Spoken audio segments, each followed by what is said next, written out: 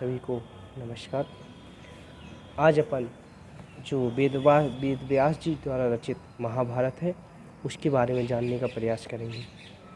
तो जितने भी ग्रंथ संस्कृत साहित्य में हैं, आपने देखे होंगे बहुत सारे ग्रंथ हैं। उन सभी ग्रंथों में सबसे बड़ा सबसे बृहत्तम जो ग्रंथ माना गया है वो है महाभारत। और क्योंकि इस महाभारत में 1,00,000 श्लोक हैं, फिर से बता दूं 1,00,000 श्लोक इसमें है, इसलिए इसको सप्त सहस्री संहिता के नाम से भी जानते हैं। और इसके जो 18 आपने सुने होंगे, इसके जो पर्व हैं वो 18 पर्व इसमें बहुत ही प्रसिद्ध माने गए हैं। इसके जो मूल भाग भी कई बार आपने सुने होंगे, बहुत सी परीक्षाओं में पूछा जाता है कि महाभारत के मूल भाग कितने हैं। मूल भाग 3, एक तो जय, दूसरा भारत और तीसरा महाभारत। जय जो व्यास ने वैशम पायन जी को सुनाया था, वैशम पायन जी को, उसमें केवल 8800 यानी 8,800 श्लोक हैं। और दूसरा जो भारत है उसमें 24,000 श्लोक हैं। और तीसरा जो महाभारत है उसमें लगभग 1,00,000 श्लोक हैं माने गए हैं। आइए तो इसके 18 पर्व कौन कौन से हैं उनके नाम हम आपको एक बार बता देते हैं। 18 पर्व हैं आदि पर्व, सभा पर्व, वन पर्व, विराट पर्व, उद्योग पर्व, भीष्म पर्व, द्रोण पर्व, कर्ण पर्व, शल्य पर्व, सौप्तिक पर्व, स्त्री पर्व, शांति पर्व, अनुशासन पर्व, आश्वमेधिक पर्व, आश्रमवासिक पर्व, मौसल पर्व, महाप्रस्थानिक पर्व और स्वर्गारोहण पर्व। इस तरह इस महाभारत में जो है व्यास के माध्यम से लिखित जो महाभारत है उसमें 18 पर्वों के नाम हमने आपको बतला दिए। तो आइए, सबसे पहला जो है आदि पर्व। आदि पर्व आप देख रहे हैं, आपकी वीडियो में दिख रहा है। आदि पर्व में शकुंतला उपाख्यान और पांडव कौरव के जन्म का वर्णन इसके अंतर्गत आया है। दूसरा है सभा पर्व। सभा पर्व में पांडवों की दिग्विजय यात्रा का वर्णन और जरासंध शिशुपाल जुए में युधिष्ठिर की हार का वर्णन इसके अंतर्गत आया है। तीसरा वन पर्व, जो पांडवों को 12 वर्ष का इसमें वनवास हुआ था उसका वर्णन इस वन पर्व के अंतर्गत में किया गया है। सावित्री, सत्यवान, जयद्रथ, द्रौपदी आदि का वर्णन इस वन पर्व के अंतर्गत आया है। चौथा पर्व जो है बहुत ही महत्वपूर्ण पर्व है और विराट पर्व जो है इसमें पांडवों को 1 वर्ष का अज्ञातवास, यानी जब वो जुए में हार गए तो कौरवों के द्वारा 1 वर्ष का अज्ञातवास दिया था कि आप 1 वर्ष में कहीं भी रहो, लेकिन आपको कहीं हमारे लिए आप कहीं नज़र मत आओ, अब छुप के रहो 1 वर्ष तक अज्ञातवास। और फिर जो 5वां पर्व है उद्योग पर्व। इसमें महाभारत के युद्ध की प्रस्तावना बनाई गई कि कैसे युद्ध होना है, कैसे विजय को प्राप्त करना है इत्यादि। और 6वां है भीष्म पर्व। तो भीष्म सेनापति के माध्यम से 10 दिन तक युद्ध इसमें लड़ा गया और भगवत गीता के जो 18 अध्याय हैं उसमें उसके भी 700 श्लोकों का वर्णन इसमें किया गया। 7वां है इसी महाभारत में द्रोण पर्व।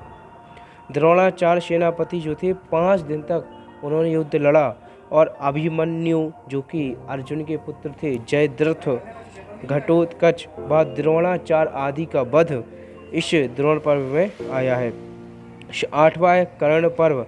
कर्ण सेनापति का 2 दिन तक युद्ध हुआ। शल्य और कर्ण का परस्पर में वाक युद्ध हुआ। शल्य पर्व। इसके बाद में 9वां है जो शल्य सेनापति, महाभारत के अंतिम 18वें दिन का वर्णन।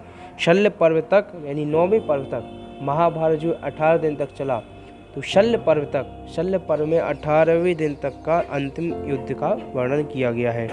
और इसमें 9वें पर्व में जो है यहाँ पांडवों की विजय भी हो गई, तो पांडवों की विजय के माध्यम से शल्य पर्व बतलाया गया है। सौप्तिक पर्व। कृपाचार्य, कृतवर्मा आदि अश्वत्थामा द्वारा पांडवों पर सोई हुई सेना पर हमला।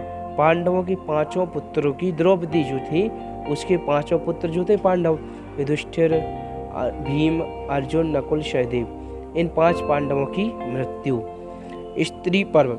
कुंती युधिष्ठिर को सारा वृत्तांत युधिष्ठिर का अपने पुत्र कर्ण को सुनाती है। फिर शांति पर्व। सबसे बड़ा महाभारत का पर्व कहा गया। महाभारत का प्राण राजधर्म, कैसे राज्य संचालन होना चाहिए, वर्ण धर्म जो 4 प्रकार के वर्ण हैं उसका वर्णन, और आश्रम आपद आदि का वर्णन, मोक्ष मार्ग आदि का प्रतिपादन इस शांति पर्व के अंतर्गत है। फिर है अनुशासन पर्व। भीष्म द्वारा शैया पर युधिष्ठिर को उपदेश और शिव सहस्र नाम स्तुति तथा विष्णु सहस्र नाम स्तुति का वर्णन इसके अंतर्गत आया है। 14वां है अश्वमेधिक पर्व। व्यास जी के अनुसार आदेश से युधिष्ठिर अश्वमेध यज्ञ करते हैं। इसका वर्णन है। 15वां आश्रम वार्षिक पर्व, जो धृतराष्ट्र, गांधारी, कुंती, विदुर तथा वानप्रस्थ द्वारा आश्रम का ग्रहण इसमें आया है। और 16वां आपने नाम सुना होगा, उसमें आया था मौसल पर्व। ये मौसल पर्व क्या है उसके बारे में भी यहाँ पर कहते हैं कि मुसल के द्वारा यदुवंश का नाश होता है, अतः इस पर्व का नाम मौसल पर्व है। कृष्ण भी एक व्याध द्वारा ब्रह्मवश में मारे जाते हैं। 17वां है महाप्रस्थानिक पर्व।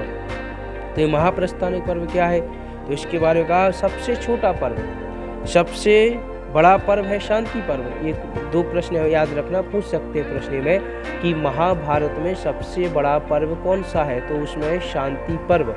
और सबसे छोटा पर्व जो है वो है महाप्रस्थानिक पर्व, 17वां पर्व है। पांडवों की हिमालय यात्रा, पांडव हिमालय पर गए, उनकी यात्रा का वर्णन। और युधिष्ठिर के अलावा सभी का हिमालय से पतन, युधिष्ठिर को छोड़कर सभी लोग हिमालय से पतन यानी गिर जाते हैं, वहाँ से फिर समाप्त में दिखते नहीं कहाँ गए। फिर 18वां जो पर्व इसका अंतिम पर्व है वो है स्वर्गारोहण पर्व। स्वर्गारोहण पर्व क्या कहता है, स्वर्ग में कृष्ण आदि से मिलन, स्वर्ग में कृष्ण आदि से मिलन। और महाभारत का महात्म्य की महाभारत क्या है, इसमें किस चीज़ का वर्णन किया गया है और इसका सार। तो अंत में भी आपको यही कहूँगा कि वर्तमान में जो उपलब्ध महाभारत है, आप देखते हो वेद व्यास जी द्वारा रचित, टीवी पर भी महाभारत आता है। तो उस महाभारत में 1923 अध्याय और 96,244 लगभग 1 लाख श्लोक उसमें बतलाए गए हैं।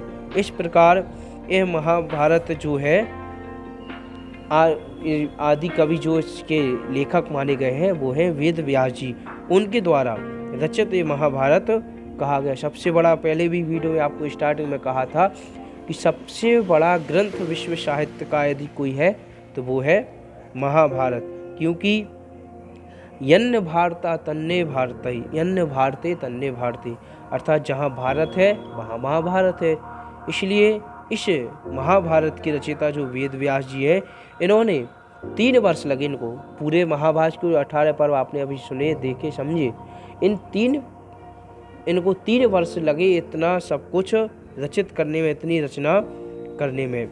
इसके 3 प्रसिद्ध संस्करण भी आपने देखे होंगे और 3 प्रसिद्ध संस्करण इसके होते हैं। कौन कौन से, पहला तो है कलकत्ता के माध्यम से जो संस्करण निकलता है, हरिवंश पर्व शामिल वो संस्करण है। दूसरा है मुंबई के माध्यम से, नहीं बम्बई से जो संस्करण निकलता है उसमें हरिवंश पर्व नहीं है, उसमें नीलकंठ की टीका के साथ वो प्रकाशित है। और तीसरा है मद्रास संस्करण, उसमें हरिवंश पर्व शामिल है। इस प्रकार से आप सभी ने इस वीडियो को देखा, समझा और अधिक से अधिक हमारे इस चैनल को, इस वीडियो को शेयर करें, चैनल को सब्सक्राइब, लाइक करें, ताकि आगे आने वाली उपयोगी परीक्षा